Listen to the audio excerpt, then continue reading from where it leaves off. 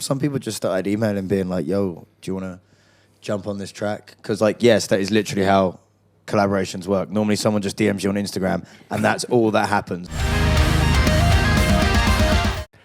Rock am Ring and Rock im Park 2024, and I'm really, really excited to welcome WARGASM here. Milky and Sam, welcome. Hi. Hi, how you doing? I'm fine, how are you? We're good, we're good. Good now that I've had a coffee.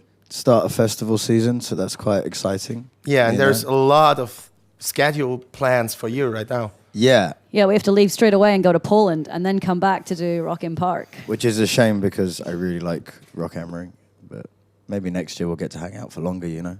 I hope so. And so the routing is quite stressful, I guess, like if you need to drive to Poland tomorrow. Today. Today? We need to be there in the morning tomorrow, so yeah. We'll figure it out. It's yeah, it'll be grand. How do you keep energized with this stress level? What do you do then? Drugs. Okay, that's a quick. No, man, quite quick. we like yoga and stuff like that. Yeah. You know, and when we like started WARGASM, there was that whole little global pandemic thing, you Yeah. know? And we were kind of like in that lockdown thing for ages. And as soon as that lockdown ended, WARGASM was just like on the road for 3 years solid, which was like super intense, but it kind of made you indestructible. You Yeah. know what I mean? Because your energy, like you have to do it. You learn get to adapt paid. to the schedule pretty quickly. Okay. So now it's like this year we've had quite a bit of time off to just kind of hang out in the studio, write some songs, you know, find out where WARGASM's going next. Yeah, you had the time. Yeah, we had the time Oh, this super. year. I mean, we went to Japan for a couple of headline shows Yeah. and we done one UK tour, Yeah. but that's kind of like small for us, Yeah. you know. So I guess we're just kind of like, you seem excited to get back to work on the road. I love being on the road. I like playing shows. Sam likes being in the studio and making the songs. I'm a So what do you studio. like move? I'm studio. She's touring. Okay, that's good. I Yeah. get it. Yeah. I get both, and so I understand the struggle here. Divide and conquer. You know. Yeah, so there were a lot of topics, and I had a plan to talk about, but now we had all the topics already mentioned. So, Sorry. no problem. It's Laugh into the microphone. good for you. So, looking at the festivals, you released your first record or your first full album last year, and this is the first time you're able to play all the songs on a festival tour. Finally. I've been biting my tongue for so long for these songs, trying to, not leak them, not play them.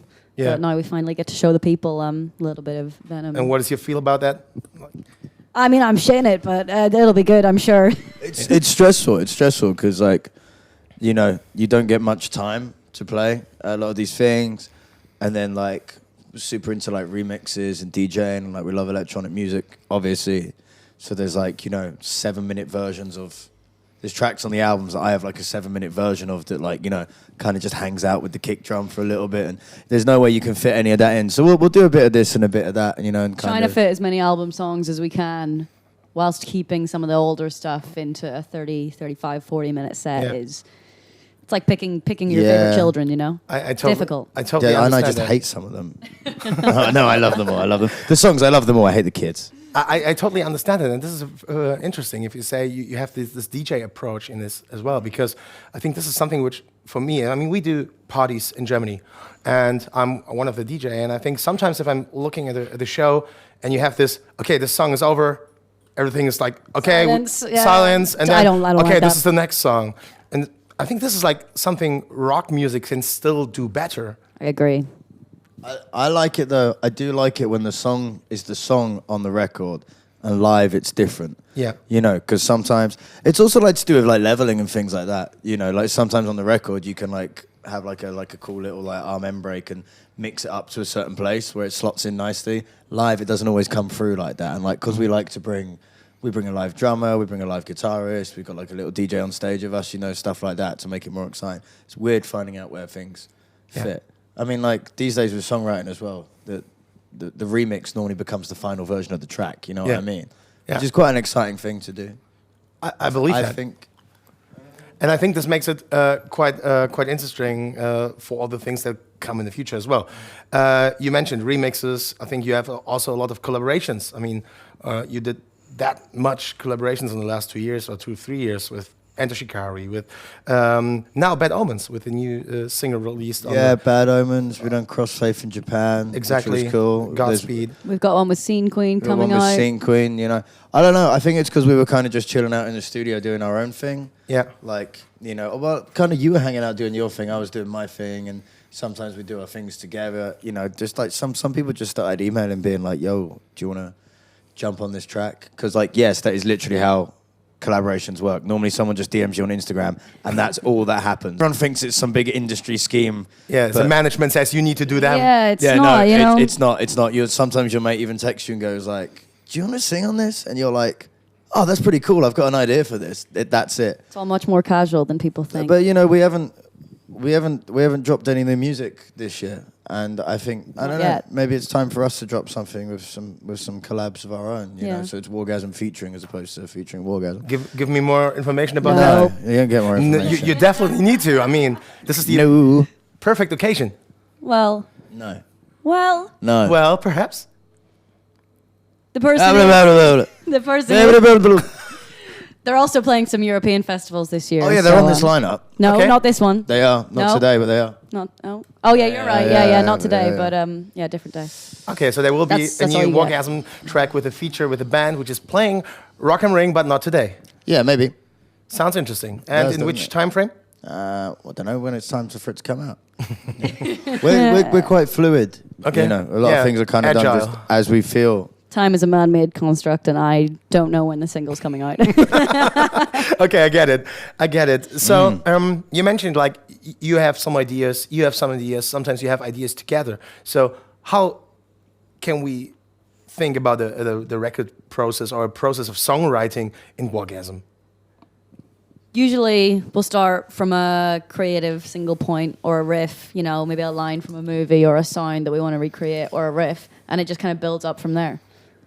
Well, that's what I bring to the table. What do you bring to the table? Normally I bring in the chorus. Yeah, there you go. And then we do it together. Our relationship creatively is like different because I used to just play in so many bands, you know.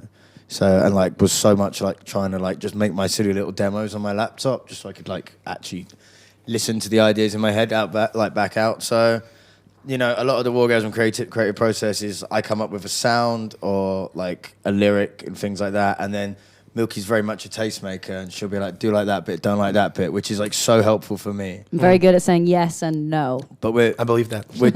we're changing. We're changing now. You know, like Milky's getting into like, you know, sound design and synth design, which allows me to do less and maybe focus more on the lyrics and what we want to say. You know?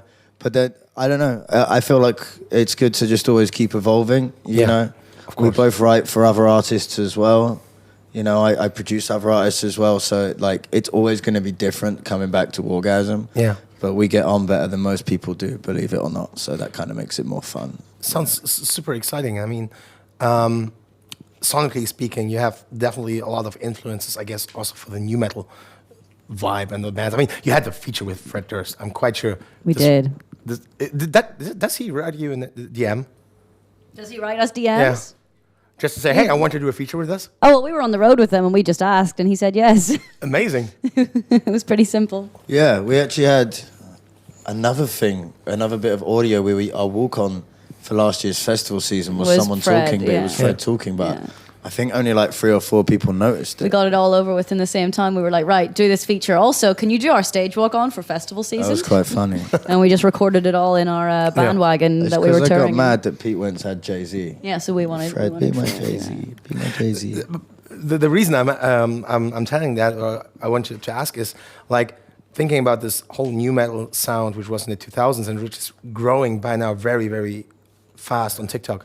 I mean, look at acts like songs like Bodies from Drowning Pool or Bring Me to Life on Evanescence. Everything is like that huge on TikTok, and you definitely have this influence in your sound. Also, looking on Bad Omens, they definitely have also a lot of influences coming from that era. How is this comeback of the sound for you? Everything comes in cycles. It's a 20-year cycle. You know, Yeah. it's time for it to come back. Yeah, man, like 1975 were dressing like they were in the 80s in like the 2010s, you know what I mean? So I guess that makes it a 30-year cycle. It's just, this is like kind of the first time in history that the late 90s and noughties can cycle. Come back again. But it's interesting, you know, like I said, with other people, like there's, we took a band called Dropout Kings on tour in the UK, but like, although that's new metal, because it's like rap and metal. It's still a new version. Yeah, it's like, it's not like rap metal, it's like rap and metal. Yeah. And then like Holy Wars, who jumped on a show with us in like Anaheim or something in California. Yeah. They're cool, because like, again, it's metal, but it's a bit more like Deftones, genty, and the vocals are a bit more like Nicki Minaj, so it's like you're kind of blending in like modern metal and modern rap. So I think, I don't know, I think maybe for the rest of this year, new metal's going to sound like new metal, but I think next year is when it'll start being like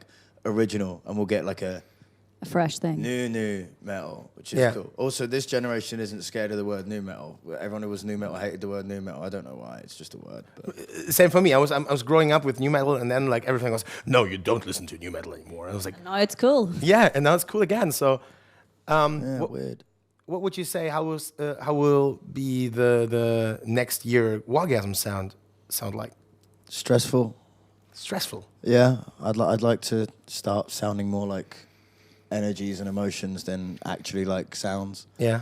You know, I mean, we get lumped into the new metal thing loads, but like aside from saying it, the word in a track, which to be honest, I said you should say that because I entirely knew that would help us ride the new metal bandwagon. Smart. Yes. I don't know. I think we want to explore.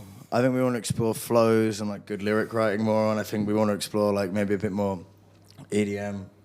The monkey. Well, like he said, I make sounds now, so it's all about to change. You know, there's like loads of like, oh, who's the guy who does Blood Moon? Two Fingers and stuff like DJs that are kind of doing all these like riffs and stuff. Yeah. You can like, well, yeah, it's like none of it's actually playing a note, but it's kind of playing a note, but it's not really playing a note. Yeah. I don't know. I don't really want to play notes anymore. I want to kind of play notes. You know? Sounds very interesting to me. I'm still think that drum and bass influences would be more drum and bass influences would be definitely good. But in the right way. In the right way, exactly. You know, It's got to be tasteful drum and bass. It's not a feature with pendulum, right? Nah. Okay. No. Okay, good to know. Good. I like them. Don't keep naming names because I'm a bad liar. Also, if you give me a lineup, please. If you keep naming names, I'm just gonna say yes to all of them. Honestly, I could ask you still a lot of more questions, but I think because we talk too much. No, you definitely not talk too much. You're getting the wrap it up signal. No, it's not the wrap it up signal. So then why are they holding a gun and pointing it at us? I was really enjoying talking to you. Thank you very much. You play the Orbit stage today at 5:10. So correct. I wish you an amazing show today. Thanks, man. Thank you for being here. That was it. WARGASM at Rock am Ring and Rock im Park. Thank you very much. If you have any questions, just write them down in the comments. Thank you for watching.